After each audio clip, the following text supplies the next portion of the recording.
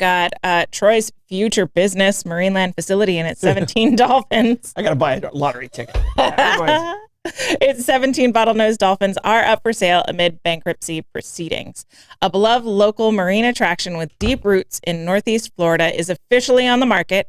Marineland, the decades-old oceanfront destination located along the St. Johns Flagler County line, is now up for sale, both the property and the business itself, as part of an ongoing bankruptcy proceeding. The 6-acre facility, known for giving visitors an up-close experience with dolphins and other marine life, is still open and operating. However, a recent commercial real estate listing confirms it's accepting stalking horse offers, a term used for opening bids on assets in bankruptcy cases. Marineland has been owned since 2019 by the Dolphin Company, a Mexico-based operator of marine attractions in 8 countries, but financial troubles and animal welfare concerns led the company to file for bankruptcy in March 31st. The Dolphin Company is also behind Gulf World Marine Park in Panama City, which closed its doors earlier this year following several dolphin deaths. 4 of the surviving dolphins from that facility recently relocated to Marineland, so they got the 4 surviving bottlenose dolphins. The rough-toothed dolphins went to Clearwater. The company also operates Miami Seaquarium, although it does not own that property. That site is leased from Miami-Dade County, which is currently trying to evict the company over ongoing concerns.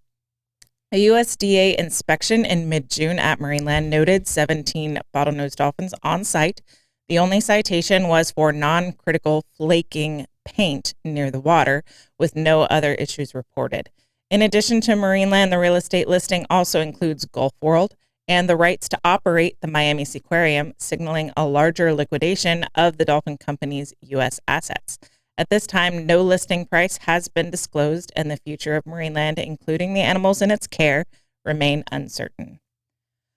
I sincerely hope that this gets purchased and the legacy of care at Marineland continues. Hope so. I really don't want this to go away.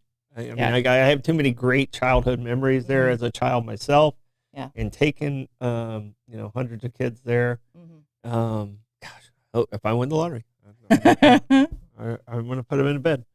So I mean, it's such an amazing piece of history. There is a history book that a friend of mine wrote about Marineland. If you don't know the history of Marineland, you can get that at Barnes & Noble and online at Amazon and booksellers. But it's a really cool slice of history, a really cool slice of Florida history, and just biology. I mean, we know stuff about animals that we only know because Marineland became a thing. Yeah. No, and I mean, what happens to these 17 if this is prolonged more than that's my big concern. They're maintaining. They already had to move 4 here. Mm-hmm. So the Marineland has it's the first oceanarium, so it has a history of surviving tough times financially.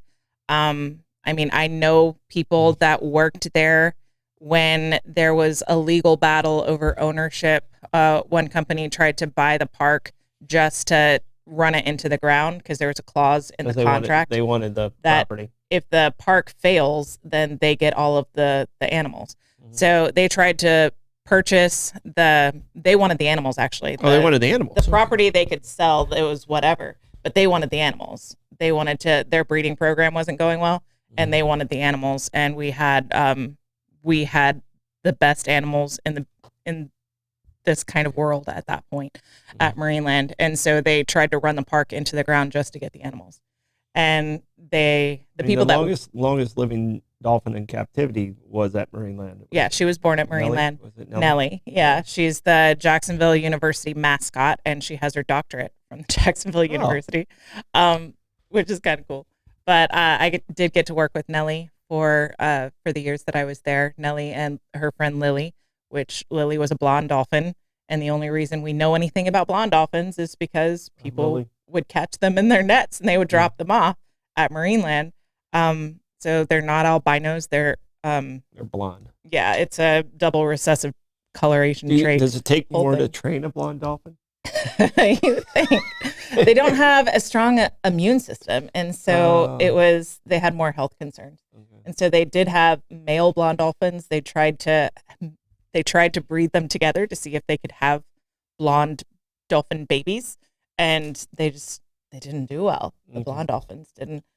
Sonny, who is still at Marineland, I think he's the oldest male at Marineland right now, is Nellie's son. And he is part blonde dolphin. So there's a little bit of genetic blonde dolphin still at Marineland.